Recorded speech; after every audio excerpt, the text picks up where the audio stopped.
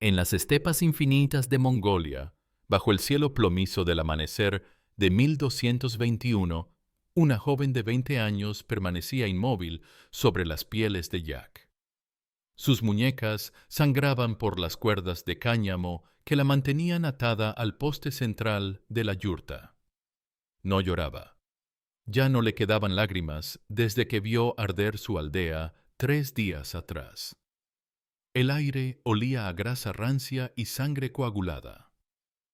Sus captores mongoles bebían kumis fermentado en las esquinas, esperando la orden. Porque ella no era solo una prisionera. Era parte del botín reservado para el Khan Universal, el hombre que había convertido el sexo en política de Estado y la violación en herramienta de conquista. A sus pies, los cascos de caballos mongoles se acercaban. El susurro de las armaduras de cuero se mezclaba con risas guturales. Temujin, conocido ahora como Genghis Khan, había llegado para reclamar su derecho sobre cada mujer capturada.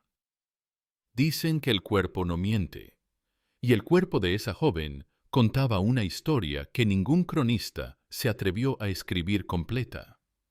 La historia de cómo el mayor conquistador de la historia transformó la intimidad humana en máquina de terror. Ya no era una mujer, ya no era una hija, ya no era una persona, solo un vientre disponible para tejer la semilla del Khan en cada territorio conquistado. Ahora, 800 años después, 16 millones de hombres portan su cromosoma Y. Cada uno es evidencia viviente del crimen sexual más sistemático de la historia humana, porque lo que los libros llaman conquista fue, en realidad, violación a escala continental. Para entender cómo un hombre convirtió el sexo en arma de guerra, hay que volver a las estepas de 1184, cuando Temujin aún era un joven de 22 años y acababa de perder lo único que amaba de verdad, su esposa Berte. Los merquitas la habían secuestrado una madrugada helada, arrancándola de sus brazos, mientras él permanecía impotente, escondido entre los matorrales. Durante 8 meses no supo si estaba viva, muerta o convertida en esclava sexual de sus captores. Cuando finalmente la rescató, Berte estaba embarazada. El niño que nació, Yochi, llevó toda la vida la sombra de la duda, hijo de Temujin o fruto de la violación. Esa humillación se clavó en el alma del futuro Khan como una astilla envenenada. Su cuerpo no le pertenecía. Habían pensado los merquitas sobre Berte. Y desde ese momento, Temujin decidió que el cuerpo de cada mujer enemiga tampoco les pertenecería a ellas. El trauma se transformó en obsesión. Mientras otros conquistadores buscaban oro o territorios, Temujin desarrolló una fijación perturbadora. Cada campaña militar debía incluir la captura sistemática de mujeres jóvenes, no como esposas, sino como trofeos vivientes de su venganza perpetua. Creó el primer harén político de la historia. 500 mujeres de todas las etnias conquistadas, organizadas como un ministerio del terror sexual. Berte lo perdonó, o fingió perdonarlo, pero algo en la mirada de su esposo había cambiado para siempre. Ya no hacía el amor, conquistaba. Cada acto íntimo se había convertido en reclamo territorial. Y cuando en 1206 fue proclamado Khan Universal, esa obsesión personal se convirtió en política de Estado. La yurta principal del Khan no era solo una residencia, era el centro de una industria del horror. Las mujeres llegaban encadenadas desde cada territorio conquistado. Tangut, Jin, Joresmia, Kiev. Cada victoria militar incluía una cuota obligatoria. Las vírgenes más jóvenes y hermosas para el harén imperial. Las demás repartidas entre los generales como recompensa por su lealtad. Era un sistema tan eficiente como abominable. Las crónicas persas del historiador Yuvaini revelan cifras que hielan la sangre.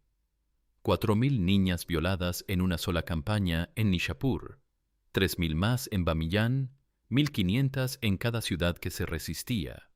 No eran números, eran vidas destrozadas, infancias robadas, futuros aniquilados.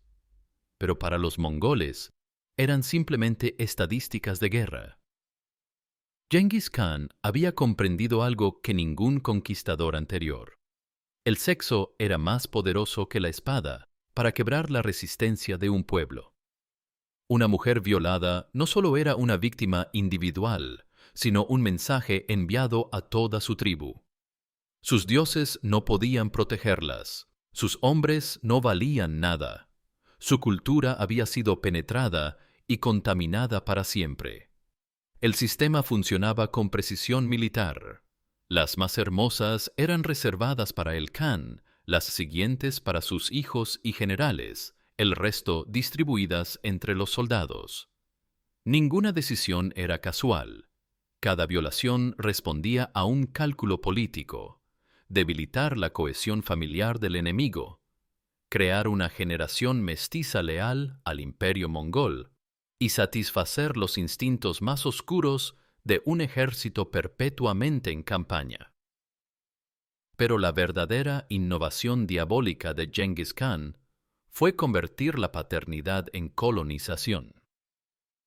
Cada hijo nacido de una violación llevaría su sangre mongola, pero crecería entre los pueblos conquistados como quinta columna biológica. Su semen se convirtió en el arma más efectiva del imperio, silenciosa, permanente, imposible de resistir.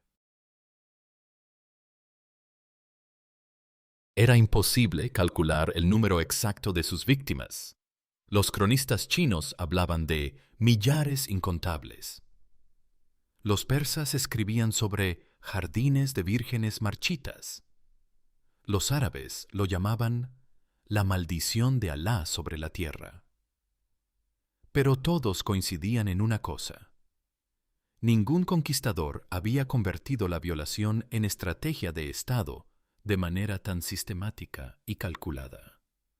Durante sus campañas en Asia Central, entre 1219 y 1221, Genghis Khan perfeccionó su método. Cada ciudad sitiada recibía la misma oferta: rendición inmediata y supervivencia de los civiles, o resistencia y esclavización sexual de todas las mujeres. Era una propuesta imposible de rechazar para cualquier padre, hermano o esposo. Y cuando las ciudades se rendían, el Khan cumplía su parte del trato, pero se reservaba el derecho de seleccionar a las más jóvenes para su propio placer. Sus generales habían aprendido a leer sus preferencias. Prefería vírgenes de entre 14 y 18 años, con rostros exóticos que recordaran a Goethe en su juventud. Las hacía traer encadenadas a su yurta, donde las esperaba vestido con sus ropas de campaña, sin quitarse ni las botas ni las armas. No eran encuentros íntimos, eran actos de posesión territorial. El cuerpo de cada mujer se convertía en mapa del imperio, territorio conquistado palmo a palmo. Las que sobrevivían a la experiencia eran marcadas con hierros calientes en el hombro izquierdo. La propiedad del Khan era inalienable. Luego eran integradas al harén o regaladas a gobernadores provinciales como símbolo de favor imperial. Ninguna volvía jamás a su hogar. Sus familias las lloraban como muertas, porque en cierto sentido lo estaban. Habían dejado de pertenecerse a sí mismas para convertirse en extensiones del poder mongol. Pero lo más perturbador no era la violencia, sino la eficiencia. Genghis Khan había industrializado la violación. Tenía administradores especializados en la selección de cautivas, médicos que certificaban su virginidad, eunucos que organizaban las rotaciones en el harén.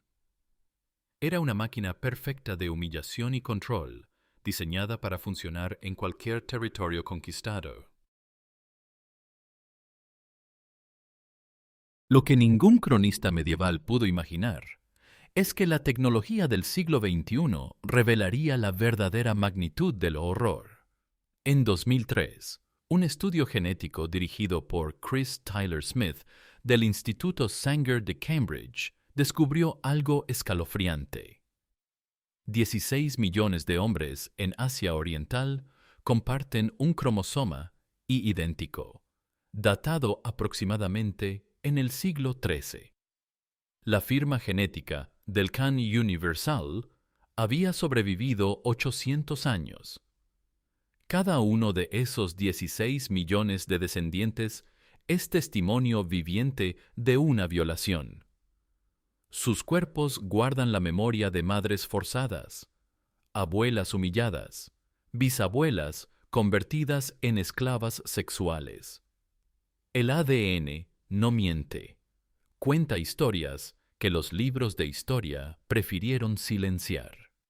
Y la historia que cuenta es la de un imperio construido no sobre la gloria militar, sino sobre el trauma sexual sistemático.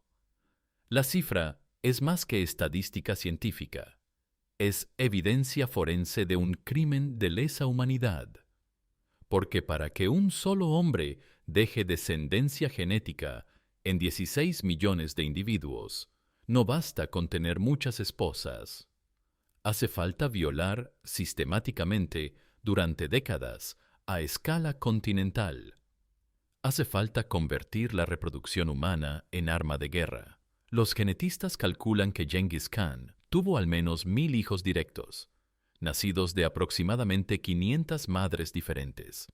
Pero esa cifra solo incluye la descendencia reconocida oficialmente. Las violaciones ocasionales, los encuentros durante las campañas, las noches de saqueo en ciudades conquistadas, produjeron probablemente miles de hijos más, abandonados entre poblaciones sometidas, pero portadores del cromosoma Y mongol. Cada gota de semen del Khan era colonización biológica. Su cuerpo se había convertido en fábrica de imperialismo genético.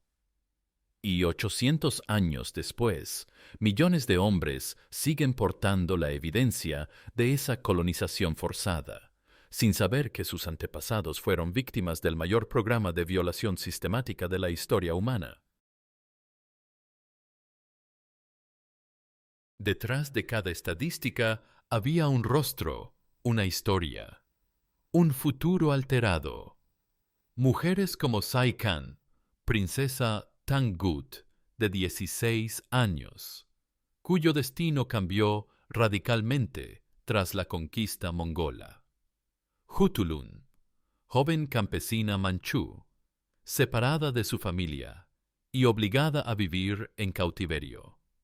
Zulfiya, noble persa de 19 años, quien prefirió la muerte antes que someterse a la voluntad imperial.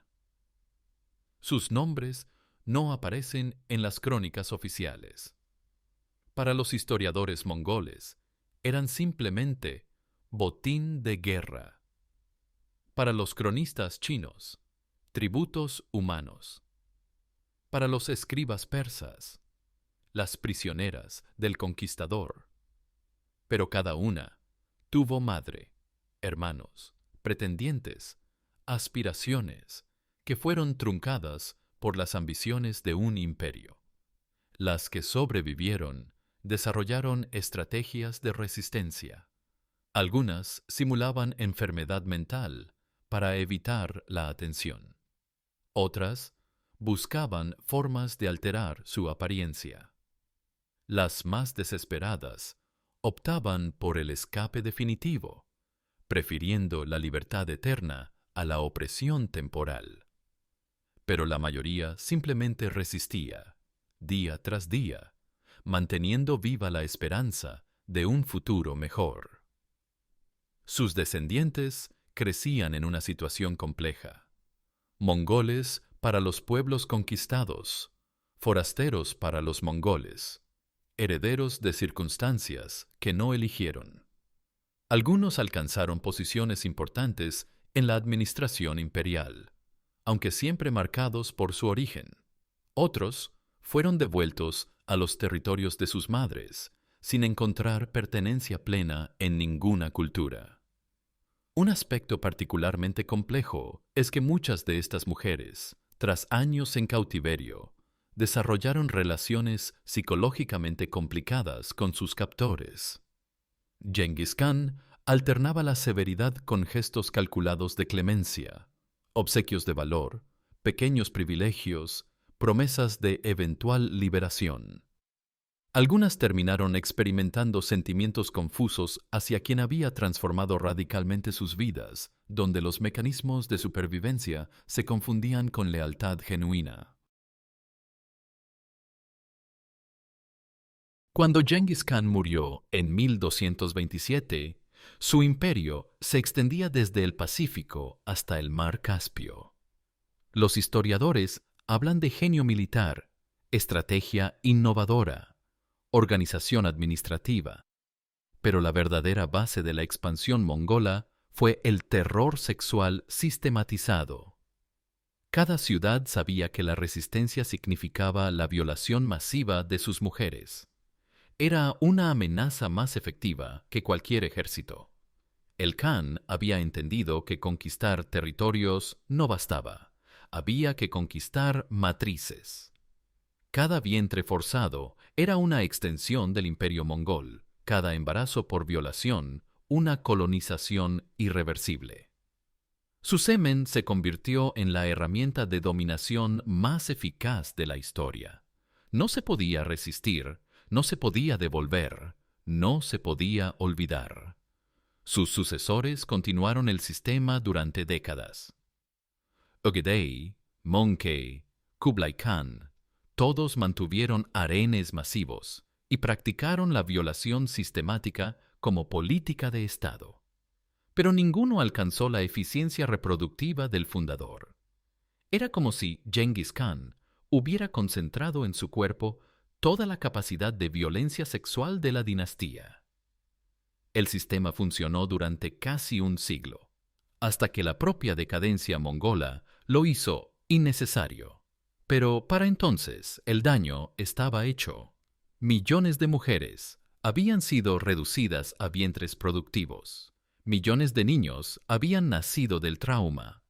Millones de familias habían sido destruidas por una máquina de violación disfrazada de imperio. Y la ironía suprema es que los historiadores siguientes romantizaron esta barbarie. Convirtieron al violador sistemático en gran conquistador, al depredador sexual en genio militar, al constructor de harenes en unificador de pueblos. La historia la escriben los vencedores, y los vencedores prefirieron silenciar a las víctimas. Siglos después de su muerte, el fantasma de Genghis Khan siguió violando. No físicamente, pero sí moralmente. Cada vez que un conquistador justificó la violación como derecho de guerra, cada vez que un ejército trató a las mujeres como botín, cada vez que la historia masculina silenció las voces de las víctimas, el Khan seguía ganando batallas póstumas. El descubrimiento genético del siglo XXI fue como abrir una fosa común biológica. 16 millones de cromosomas y gritando la verdad que ningún cronista se atrevió a escribir. Cada análisis de ADN era una autopsia histórica, cada mapa genético un mapa del trauma. La ciencia había hecho justicia donde la historia había fracasado. Pero incluso hoy, la fascinación popular por Genghis Khan ignora la realidad de sus crímenes sexuales. Se lo presenta como el hombre que conquistó el mundo, el líder que unió Asia, el estratega que cambió la historia. Pocos mencionan que fue, ante todo, el violador más prolífico de la humanidad. El silencio sigue protegiendo su memoria mientras condena al olvido a sus víctimas. Sus descendientes genéticos viven ahora en Mongolia, China, Kazajstán, Uzbekistán, Rusia, Corea. La mayoría no sabe que porta la herencia de un crimen. Algunos, al descubrirlo, sienten orgullo por descender del Gran Khan. Otros experimentan una vergüenza ancestral, como si el trauma de sus antepasadas hubiera quedado grabado en sus genes. Todos cargan, sin saberlo, la evidencia forense del mayor programa de violación sistemática de la historia. Y las mujeres siguen pagando el precio. En cada conflicto moderno, donde la violación se usa como arma de guerra, el espíritu de Genghis Khan resucita. En Bosnia, Ruanda, Siria, Myanmar, la misma lógica perversa, la misma reducción del cuerpo femenino a territorio conquistable, la misma industrialización del trauma sexual. El Khan murió hace 800 años, pero su método sobrevive. Esta no es la historia de un gran conquistador. Es la historia del depredador sexual más exitoso de la humanidad, del hombre que convirtió la violación en política de Estado, del tirano que usó su pene como arma de colonización masiva. Genghis Khan no fue un genio militar, fue un criminal sexual con ejército. Su verdadero legado no son las rutas comerciales ni la unificación de Asia. Su legado son 16 millones de cromosomas y que gritan la verdad silenciada. Que el imperio mongol se construyó sobre vientres forzados, que cada victoria militar fue también una derrota para la dignidad humana, que la historia masculina enterró el dolor de millones de mujeres bajo toneladas de glorificación patriarcal. Así mueren las verdades incómodas, no con censura, sino con admiración, no con silencio, sino con épica. El mundo prefirió venerar al conquistador que recordar a las víctimas, pero los genes no mienten, y en cada gota de sangre de esos 16 millones de descendientes vive el testimonio acusador de lo que realmente fue Genghis Khan, no un héroe, sino el constructor de la máquina de violación más eficaz de la historia humana. Si esta historia te estremeció, si algo dentro de ti se revela al conocer la verdad detrás del mito, compártela.